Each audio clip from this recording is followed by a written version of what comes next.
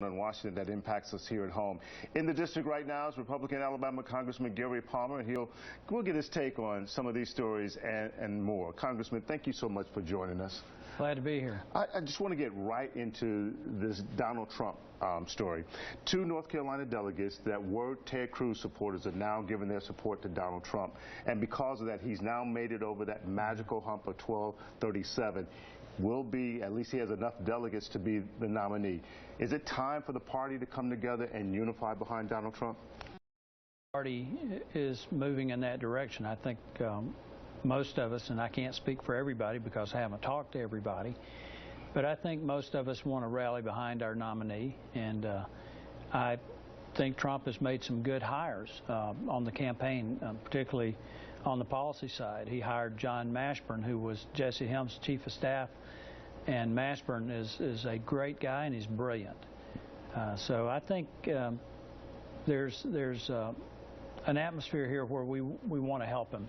Mm-hmm. And in regard to the 2 delegates who came over to put him over the top, we still have some primaries left, and it was very evident that he was going to get that number and exceed it. So I feel certain that he's going to be our nominee on the first ballot now. Well, we were certainly hearing at first that the Speaker of the House, Paul Ryan, would be endorsing Donald Trump. Then we heard the Speaker said not so fast. He wasn't ready to pull the trigger on that.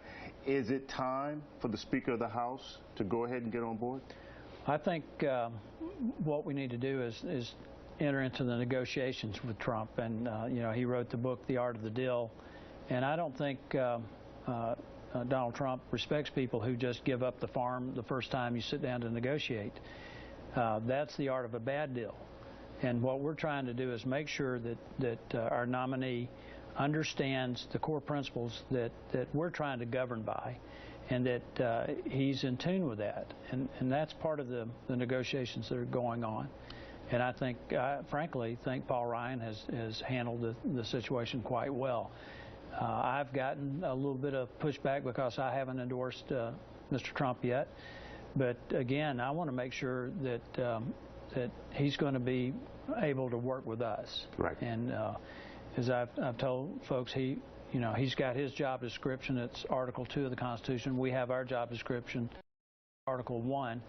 And these 2 bodies, the legislative and executive, have got to be able to work together. There's certainly been a lot of fireworks in this campaign season. I want to talk about this transgender bathroom situation. Alabama is now one of what is now 12 states that are suing the Obama administration over the transgender bathroom and restroom use.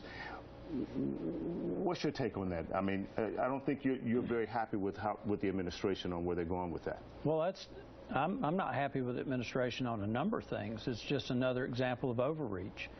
And it's also, I think, a violation of the Elementary and Secondary Education Act, in that it was never intended for the federal government to be dictating to the schools what they could and couldn't do. Now, I understand this is not a curriculum issue, but I don't think we're far from that either. But they're threatening to withhold federal funding. If it were up to me, all of the money, the federal education money, would go directly to the states and to the local schools, because that's where you're going to get the best bang for your buck. This is just another example of this administration trying to change our culture through rulemaking and through use of federal appropriations. I think it's wrong. You've seen this with Obamacare. With the lies that the American people were told with Obamacare. You're seeing it with the Department of Labor and the new rules that are coming out there that are going to have a devastating impact on the economy. I've had more people calling me about the overtime rule than probably any other rule that we've seen. And they've issued thousands and thousands of pages of regulation that are absolutely stifling the country. If you would like to see more of Art's interview with Congressman Palmer, you'll be able to share it on our website, WIAT.com, later today.